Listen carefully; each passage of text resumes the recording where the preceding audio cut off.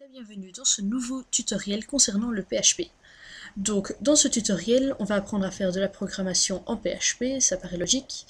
Et pour ce faire, on va utiliser un programme qui s'appelle Notepad++, c'est le même que pour la programmation HTML. Donc je vous mettrai le lien pour le télécharger dans la description. Ensuite, pour traiter le PHP et pour pouvoir le lire sur notre navigateur, je vais utiliser le programme WAMP Server. Donc je vous mettrai le lien pour le télécharger dans la description. Mais pour ceux qui veulent le faire en direct ici maintenant, vous allez sur Google ou un autre moteur de recherche, vous tapez WAMP Server, comme ceci. Ensuite, vous verrez, ça doit être le premier, wampserver.com. Vous arriverez sur un site, vous cliquez en haut sur le lien télécharger.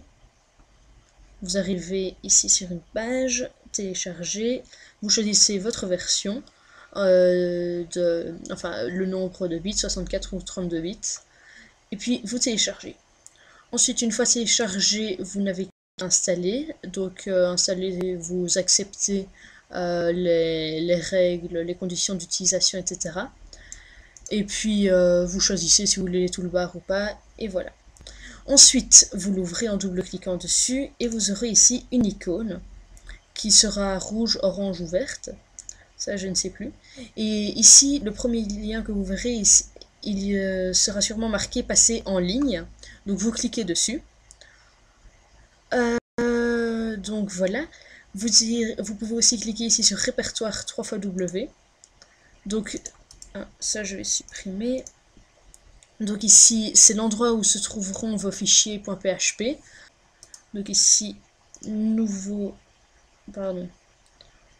document texte. On va l'appeler le _php.php. Oui, voilà. Donc maintenant, si je clique sur... Donc je mets localhost, localhost, / le _php.php. Ici, il va le trouver. Par contre, regardez, si maintenant je le mets par exemple dans tuto, donc j'actualise, et regardez ce qui se passe, il ne trouve pas le fichier. Donc vous devez bien le mettre dans la racine, ou alors si vous ne le mettez pas à la racine, si je fais ici, donc /tuto, et puis / le PHP, si j'actualise, ici il le retrouve parce que mon fichier est bien dans tuto et puis le PHP. Donc je vais le remettre sur 3xW. Mince. Bon, couper et coller. Voilà, donc je vais vous apprendre à coder dans le prochain tutoriel, enfin dans la prochaine partie plutôt.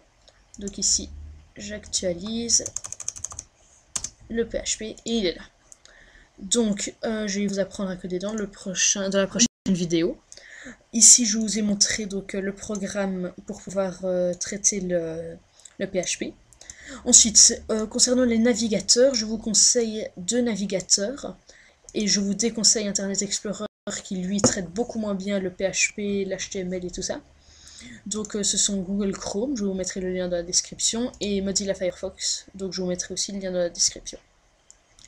Donc voilà, c'est la fin de cette introduction, et donc si vous l'avez aimé, n'hésitez pas à aimer la vidéo, n'hésitez pas à vous abonner à ma chaîne, et donc à regarder tous mes autres tutoriels. Si vous avez des questions, suggestions ou commentaires, mettez-les dans les commentaires, et je vous retrouve dans la partie 1 concernant ce tutoriel sur le PHP. Salut!